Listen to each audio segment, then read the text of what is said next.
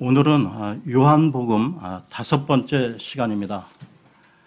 지난 시간에 하나님과 사람들 사이에 중재자로 오신 예수 그리스도를 살펴보았고요. 오늘은 예수님의 첫 번째 기적이란 제목으로 말씀을 나누겠습니다. 그러면 먼저 오늘 본문 내용을 보겠는데요. 요한복음 2장 1절에서 11절을 보겠습니다. 요한복음 2장 1절에서 11절입니다.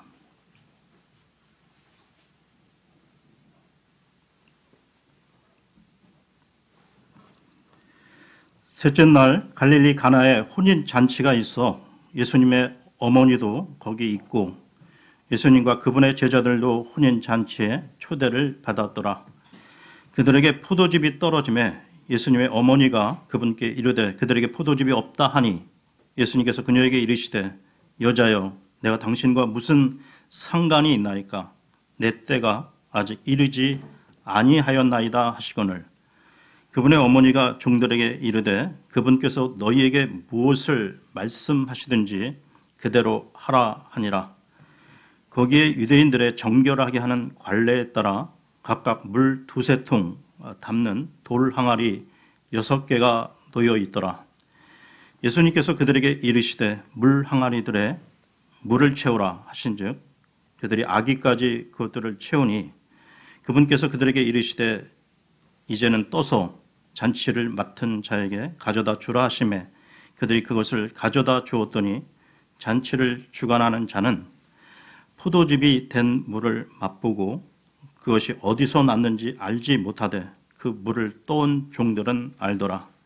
잔치를 맡은 자가 신랑을 불러 그에게 이르되 모든 사람이 처음에 좋은 포도즙을 내고 사람들이 충분히 마신 뒤에 덜 좋은 것을 내거늘 그대는 지금까지 좋은 포도즙을 남겨두었도다 하니라. 예수님께서 기적들 중에 이 처음 기적을 갈릴리 가나에서 행하사 자신의 영광을 나타내시니 그분의 제자들이 그분을 믿으니라. 1절 처음에 이 셋째 날이라고 나오고 있는데요. 예수님의 행적과 관련하여 지난 시간을 잠시 복기해 보겠습니다. 예수님께서 공개적으로 사람들에게 나타나신 첫째 날에는 침례 요한과 또한 그 제자였던 두 사람과 시간을 보내셨죠.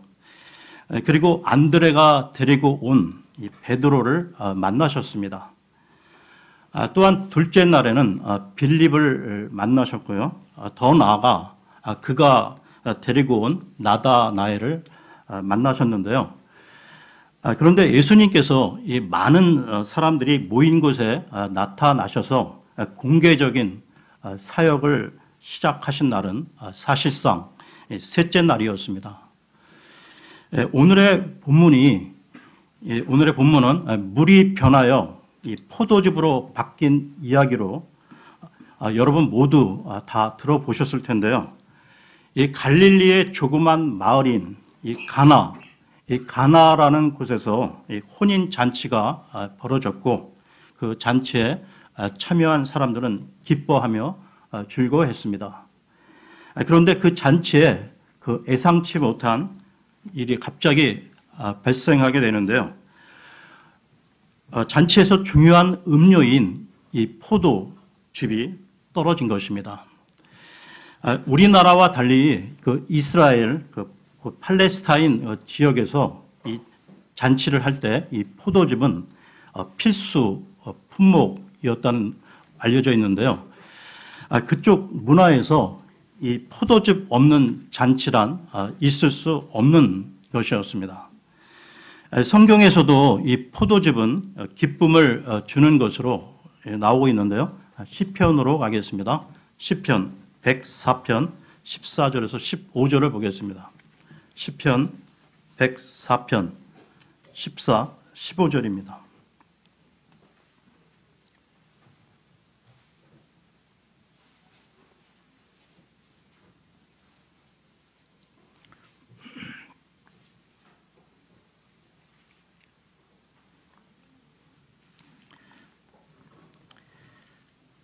그분께서 가축이 먹을 풀과 사람이 쓸 채소를 자라게 하시며 땅에서 음식이 나게 하시되 사람의 마음을 즐겁게 하는 포도즙과 사람의 얼굴을 빛나게 하는 기름과 사람의 심장을 강하게 하는 빵이 나게 하시는도다.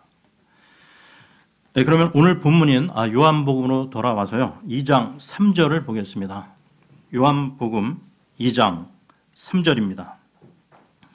그들에게 포도즙이 떨어짐에 예수님의 어머니가 그분께 이르되 그들에게 포도즙이 없다 하니, 예수님의 어머니는 마리아였죠. 이 마리아는 처녀이면서도 성령으로 예수님을 잉태하면서 천사로부터 그 아기 예수가 장차 가장 높으신 분의 아들이라 불릴 것이라는 계시를 받았습니다. 그러므로 마리아는 예수님이 보통 사람이 아니시라는 것을 이미 잘 알고 있었기에 포도즙이 떨어진 이 문제에 대한 해결을 요청하고 있는 것이죠. 계속해서 2장 4절을 보겠습니다. 2장 4절입니다. 예수님께서 그녀에게 이르시되 여자여 내가 당신과 무슨 상관이 있나이까 내 때가 아직 이르지 아니하였나이다 하시거늘. 여기에 예수님께서 이 어머니인 이 마리아에게 여자여라고 부르신 것은 우리나라 예법과 달리 무례하고 버르장머리 없는 그런 호칭이 아니었다는 것이죠. 그 당시 그 문화권에서는 어머니건 할머니건 친족 관계나 사회 계층에 관계없이 여자는 여자라고 부르는 것이 자연스러운 것이었고, 어떤 경우에는 이런 호칭이 오히려 인간적인 존경심과 애정을 나타내는 것이기도 했다고 합니다. 이와 같은 표현이 또 나오는 것이 있는데요. 요한복음 19장으로 가겠습니다. 19장 26절에서 27절 보겠습니다.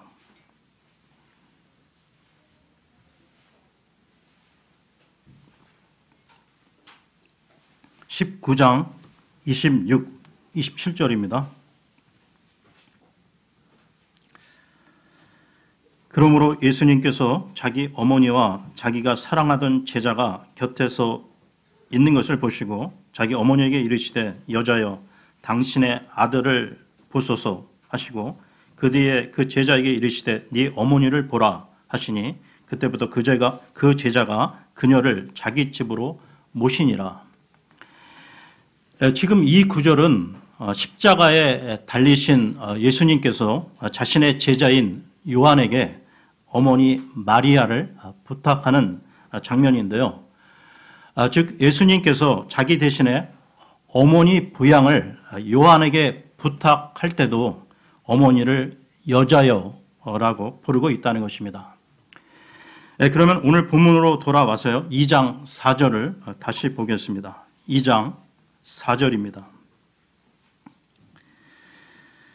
예수님께서 그녀에게 이르시되 여자여 내가 당신과 무슨 상관이 있나이까 내 때가 아직 이르지 아니하였나이다 하시거늘. 그때까지 그 마리아는 예수 그리스도께서 하나님의 어린 양으로서 이 땅에 오신 목적을 잘 몰랐는데요. 그렇기 때문에 예수님께서 내가 당신과 무슨 상관이 있나이까 라는 말씀을 하셨던 것입니다. 그러면서 예수님은 내 때가 아직 이르지 아니하였다고 밝히셨는데요. 여기서의 그 내 때란 스스로 자신의 목숨을 사람들에게 넘겨주는, 즉 십자가를 지시는 때를 말하는 것입니다. 그러니까 예수님은 사람으로 오셨지만 사람의 일을 하러 오신 것이 아니라 사람들을 위하여 하나님 아버지의 일을 하러 오셨다는 것이죠. 그렇기 때문에 이 마리아가 예수님에게 무엇인가를 행하시도록 촉구했을 때 그분께서는 아직 내 때가 이르지 않았다고 단호하게 말씀하셨던 것입니다. 계속해서 2장 5절을 보겠습니다. 2장 5절입니다. 그분의 어머니가 종들에게 이르되 그분께서 너희에게 무엇을 말씀하시든지 그대로 하라 하니라. 이 내용을 보면 마리아는 예수님의 말씀을 알아들은 것 같은데요. 즉 예수님께서 하나님 아버지의 일을 순종하며 이루어가고 계시다는 것을 깨달았던 것 같습니다. 그러면서 마리아는 그 집 종들에게 예수님께서 무슨 말씀을 하시든지 그대로 하라고 당부하고 있다는 것이죠. 계속해서 2장 6절에서 8절을 보겠습니다. 6절에서 8절입니다. 거기에 유대인들의 정결하게 하는 관례에 따라 각각 물 2-3통 담는 돌 항아리 6개가 놓여 있더라. 예수님께서 그들에게 이르시되 물 항아리들에 물을 채우라 하신즉 그들이 아기까지 그것들을 채우니 그분께서 그들에게 이르시되 이제는 떠서 잔치를 맡은 자에게 가져다 주라 하시매 그들이 그것을 가져다 주었더니 종들은 예수님이 시키는 그대로 순종하는 모습을 보여주고 있는데요. 이 부분에서 우리는 신앙의 올바른 자세를 볼 수 있다는 것입니다. 우리는 보통 자신의 이성이나 감정, 상식, 경험에 맞지 않는 일을 접하게 될 때 의심을 하거나 회의, 갈등에 빠지기도 하는데요. 예를 들면 이 교회 봉사를 하다가도 자신의 판단, 기준에 맞지 않으면 그만두는 이유도 여기에 있다는 것입니다. 우리가 신앙생활, 교회 사역, 봉사를 하다 보면 자신의 이성이나 감정 또는 상식 등 자신의 판단 기준에 맞지 않는 일들이 얼마든지 있을 수 있다는 것이죠. 더구나 신앙생활은 눈에 보이지 않는 영적인 부분이라서 이 사탄도 방해하기에 한편으로는 혼란스러울 때도 있다는 것입니다. 어쨌든 이 잔치집 그 종들은 판단치 않고 예수님 말씀에 그대로 순종했다는 것입니다. 종들이 순종했을 때 물이 포도즙으로 변했는데요. 그 품질이 그저 그런 포도즙이 아니라 잔치를 맡은 자가 맛을 보고 깜짝 놀랄 정도의 최상급 포도즙이었다는 것입니다. 이 부분에서 우리가 배울 점은 신앙생활을 하는 우리가 정녕 주님을 알고 주님의 능력을 믿는다면 우리의 판단 기준을 넘어 주님의 말씀에 대한 온전한 순종으로 드러나야 한다는 것이죠. 우리가 온전한 순종을 할 때 주님은 우리를 통해 큰 역사를 이루실 것입니다. 순종치 않는 믿음은 자기 신념일 뿐 참 믿음이 아니라는 것이죠. 우리 킹제임스 진영의 문제라 그럴까 약한 부분이 제도권 교회보다 많이 배워 이 바른 지식은 넘쳐나는 데 비해 그 말씀에 따른 몸으로 하는 실천, 순종이 부족하다는 것입니다. 한편 여기 가나 혼인 잔치에서 우리는 물이 포도즙으로 변한 과정을 통해 이 구원의 신비를 엿보게 되는데요. 물이 그 포도즙으로 바뀌게 된 것은 단순히 어떤 나쁜 물이 좋은 물로 바뀌었거나 물에 나쁜 어떤 그 요소가 제거된 정도가 아니라는 것입니다. 본질적으로 성분 자체가 완전히 달라진 것이죠. 그와 마찬가지로 예수 그리스도를 통한 개인의 구원도 본질적 변화라는 것입니다. 즉 구원받았다는 것은 단순히 인격이 성숙되고 양심이 조금 깨끗해지며 도덕성이 높아지는 그 정도가 아니고요. 하나님이 보시기에 우리를 죄인이 아닌 예수 그리스도를 통한 칭의로 곧 의인으로 보신다는 것입니다. 이 변화는 마귀의 소속에서 하나님 자녀의 신분으로 다시 태어나는 것을 말하는 것입니다. 물이 변하여 이 포도즙이 된 과정을 어떤 화학 공식이나 말로 설명할 수 없듯이 원래 죄인이 예수 그리스도를 통해 의인이 된 것을 어떤 말로도 온전히 설명할 수 없다는 것이죠. 그래서 구원받는 이 과정을 구원의 신비라 말하는 것입니다. 그러면 계속해서요, 요한복음 2장 9절에서 10절을 보겠습니다. 9절, 10절입니다. 잔치를 주관하는 자는 포도즙이 된 물을 맛보고 그것이 어디서 났는지 알지 못하되 그 물을 떠온 종들은 알더라.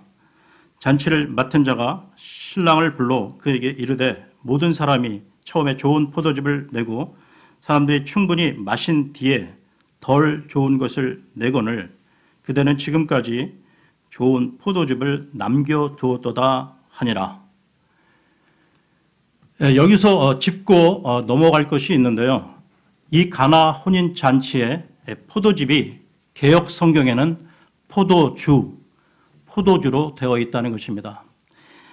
만일 이 포도즙이 아닌 포도주가 맞다면, 즉 포도즙이나 포도주스가 아닌 발효가 된 술이라면 예수님은 반성경적인 일을 한 것이 되는데요.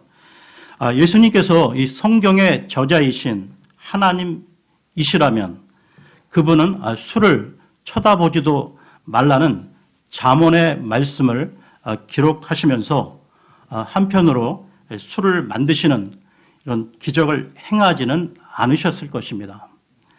다시 말해 예수님은 영감으로 기록하시고 이 섭리로 보존하신 그 말씀을 지상사역을 시작하시자마자 스스로 어기지는 않으셨다는 것이죠.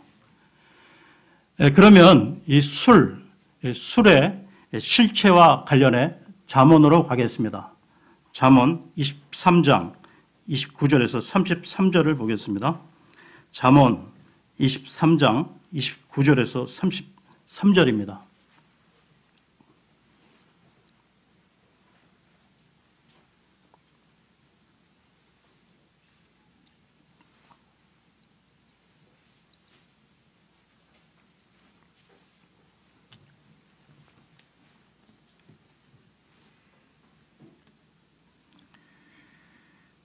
재난이 누구에게 있느냐? 슬픔이 누구에게 있느냐? 다툼이 누구에게 있느냐? 제잘거림이 누구에게 있느냐? 까닭없는 상처가 누구에게 있느냐? 붉은 눈이 누구에게 있느냐? 오랫동안 포도주에 머무는 자들에게 있고 섞은 포도주를 구하러 다니는 자들에게 있느니라. 너는 포도주가 붉거나 잔에서 제빛깔을 내거나 스스로 똑바로 움직일 때 그것을 바라보지 말라. 마침내 그것이 뱀같이 물고 독사같이 쏘나니 내 눈은 낯선 여자들을 바라볼 것이요 내 마음은 비뚤어진 일들을 말하리로다. 한 구절 더 보겠는데요. 이번에는 하박국으로 가겠습니다. 하박국은 스바냐서 앞에 있습니다. 하박국 2장 15절입니다. 하박국 2장 15절입니다.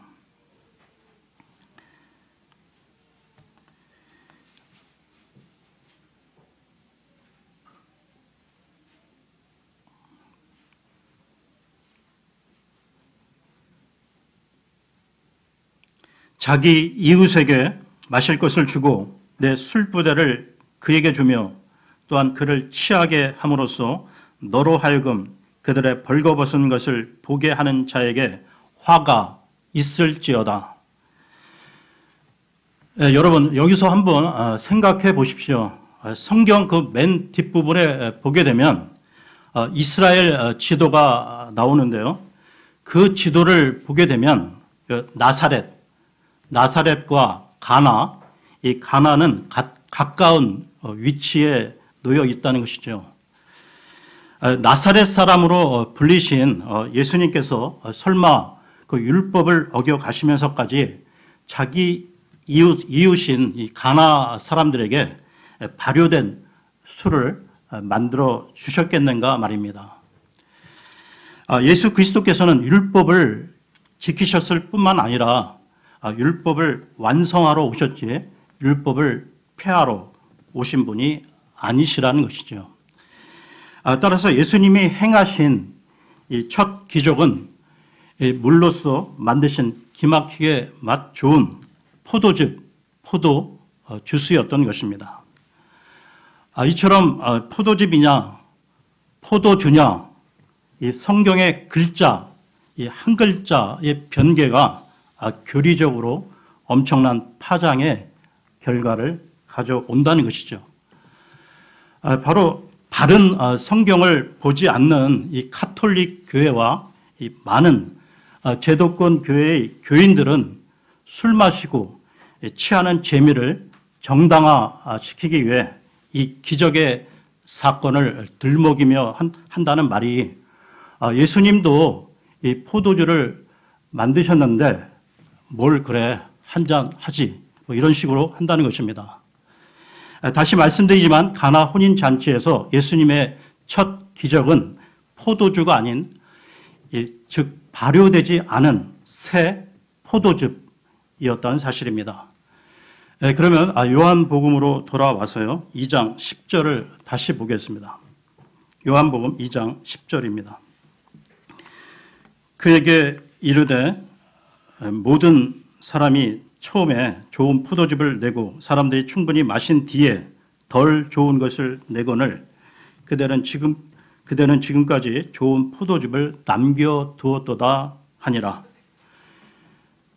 지금 이 구절 중간 부분에 보시면 이 마신 뒤에라는 표현이 나오는데요. 개역 성경에서는 이 부분 마신 뒤에를 취한 후에라고 변개시킴으로써 예수님이 술을 만드신 것으로 오해하게끔 만든다는 것입니다. 여러분 우리가 포도주스를 많이 마신다고 취할까요? 그리고 지금 읽은 이 구절에서 볼 수 있는 또 하나의 사실은 세상 이치라는 것이 처음에는 좋다가 나중에는 나빠진다는 것입니다. 그래서 거짓의 아비인 이 세상 통치자인 이 사탄, 마귀 또한 사람들에게 처음에는 좋아 보이는 것, 믿기를 제시하는데요. 하지만 사람들이 일단 거기에 말려들고 난 뒤에는 반드시 나쁜 것으로 슬쩍 바꾸어 버린다는 것입니다. 세상에 널려있는 알코올, 담배, 카페인, 포르노, 도박, 그리고 쇼핑 등등 모든 중독들도 그런데요. 처음에는 좋아 보이고 멋있게 보이지만 그 끝은 언제나 파멸로 이끌어 간다는 것입니다. 세상에 속한 그 어느 것도 처음과 나중이 한결같은 것은 없는데도 불구하고 마귀에 사로잡힌 진화론자들은 이 사실을 숨기면서요. 오히려 한 발 더 나아가 세상은 점점 더 좋아진다, 발전된다 하고 계속 사람들을 현혹시키고 있다는 것입니다. 하지만 성경은 이 세상에 대하여 절대로 그렇게 긍정적으로 말하고 있지 않다는 것이죠. 마귀의 사주를 받은 진화론자들은 이 진화론의 이 거짓됨을 숨기기 위해 과학이라는 그럴듯한 이름으로 포장을 하지만 그것은 과학이 아니라 마귀의 속임수일 뿐인 것입니다. 사탄 마귀는 철학과 이 과학의 속임수로 많은 사람들을 망쳐 놓았는데요. 점점 좋아진다고 하는 이 진화론의 속임수는 안타깝게도 20세기와 21세기에 많은 인류가 지옥에 떨어지는데 큰 성공을 거두게 됩니다. 그러면 계속해서 2장 11절을 보겠습니다. 11절입니다.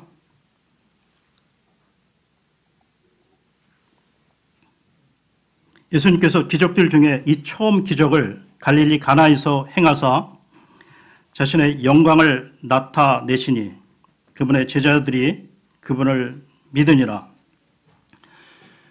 예수님의 첫 기적은 분명 가나의 그 혼인 잔치에 참여한 모두에게 기쁨을 제공했습니다. 그런데 예수님의 기적은 단순히 기적으로 인한 기쁨이 아닌 그 이상의 기쁨을 주었다는 것이죠. 그것은 바로 구원의 기쁨이었습니다. 마찬가지로 신약 성도인 우리가 예수 그리스도를 주님으로 우리 마음에 영접하면서 누리는 이 큰 기쁨이 있다면 그것은 죄를 용서받고 거룩한 하나님의 자녀, 하나님의 백성으로 살아가는 구원의 기쁨이라는 것이죠. 다시 반복하지만 여러분, 이 세상에서 경험하는 모든 기쁨 중 가장 위대하고 가치 있는 기쁨은 오직 하나님의 자녀들만이 경험하는 바로 구원의 기쁨인 것입니다. 예수님의 제자들 또한 이 기적을 통해 그들이 경험한 기쁨은 바로 이 구원의 기쁨이었던 것이죠. 그렇다면 21세기 오늘을 살아가는 우리는 어떻습니까? 여러분들은 이런 구원의 기쁨을 매일의 삶 가운데 누리며 살아가고 계시는지요? 원래 예수님의 제자들이 예수님을 만나기 전 그들이 가지고 있던 종교는 유대교였습니다. 물론 유대교 또한 하나님을 믿기는 믿죠. 그런데 유대교는 일종의 그 율법의 계명을 따라 생활, 삶을 지도하는 율법주의적 체계였습니다. 그런데 그 율법주의, 유대교는 그 한계가 있다는 것이죠. 율법주의는 그 율법에 따라 정죄만 있을 뿐 삶의 구원과 기쁨을 제공하지 못한다는 것입니다. 이런 한계는 유대교뿐만 아니라 이 땅에 존재하는 모든 종교, 모든 도덕의 한계라는 것이죠. 이처럼 그 어디에도 참 희망이 없던 어두운 세상에 예수 그리스도가 참 빛이 되어 오신 것입니다. 그 예수 그리스도를 우리 마음에 구원자로 믿고 받아들일 때 우리 마음에 들어간 말씀이 기쁨의 포도즙으로 변화되는 기적을 경험하게 된다는 것이죠. 오늘 본문인 가나 혼인 잔치에서의 그 교훈과 의미는 예수 그리스도를 구원자로 믿는 자마다 이런 구원의 기쁨을 누리게 된다는 것입니다. 이와 관련해서 요한복음 10장으로 가겠습니다. 요한복음 10장 10절을 보겠습니다.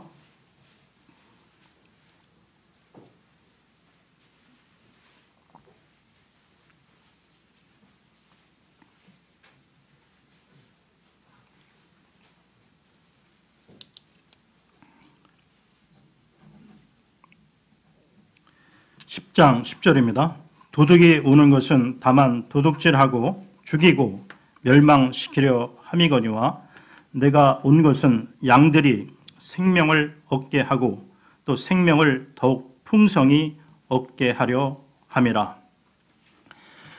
예, 그렇습니다. 우리의 구원자여 주님이신 예수 그리스도에게 나아온 그 사람들에게 약속된 삶, 그것은 풍성한 포도즙 같은 영원한 생명의 기쁨인 것입니다. 본문을 기록한 이 사도 요한은 요한복음 15장에서도 그리스도인으로 우리가 누리는 최고의 그 복을 가지된 우리가 포도나무이신 주님에게 붙어 있음으로 이루는 아름다운 연합이라고 밝히고 있는데요. 주님이 우리 안에, 우리가 주님 안에 있어 이 열매를 맺는 축복이야말로 우리와 주님 사이의 영적 연합의 기쁨이 아니겠습니까? 이와 관련해서요, 요한복음 15장 9절에서 11절을 보겠습니다. 15장 9절에서 11절입니다.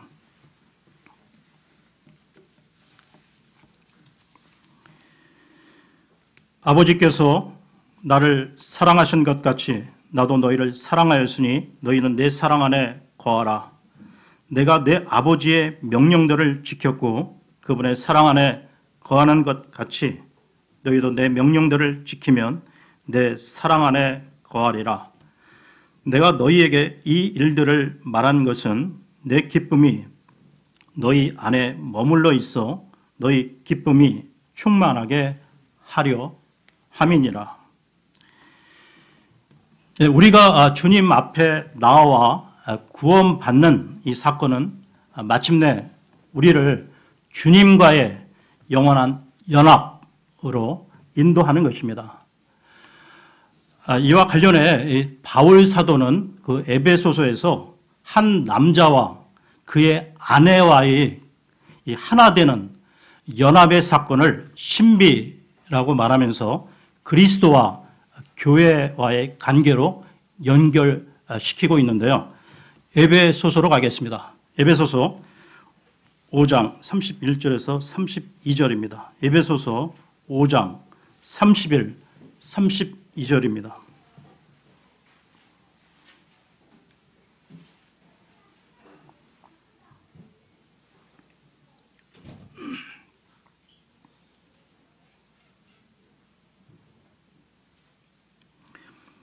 이런 까닭에 남자가 자기 아버지와 어머니를 떠나 자기 아내와 결합하여 그들 둘이 한 육체가 될지니라. 이것은 큰 신비니라. 그러나 내가 그리스도와 교회에 대하여 말하노라. 즉 한 남자와 그 아내와의 그 결합의 신비는 궁극적으로 예수 그리스도와 그의 신부인 교회의 영적 연합의 신비를 보여주고 있다는 것이죠.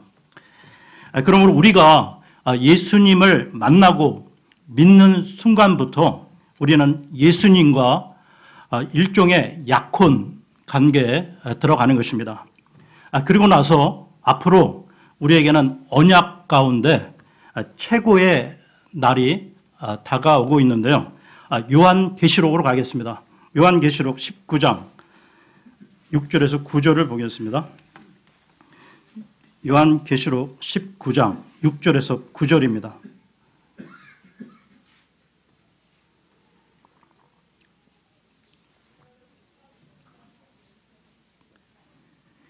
또 내가 들으니 큰 무리의 소리 같기도 하고 많은 물들의 소리 같기도 하며 우렁찬 천둥들의 소리 같기도 한 음성이 이르되 할렐루야 주 하나님 곧 전능하신 분께서 통치하시는도다. 우리가 즐거워하고 기뻐하며 그분께 존귀를 돌릴지니 어린 양의 혼인 잔치가 이르렀고 그분의 아내가 자신을 예비하였도다. 또 그녀가 깨끗하고 희고 고운 아마포 옷을 차려 입도록 허락하셨는데 그 고운 아마포는 성도들의 의인이라 하더라. 그가 내게 말하기를 기록하라.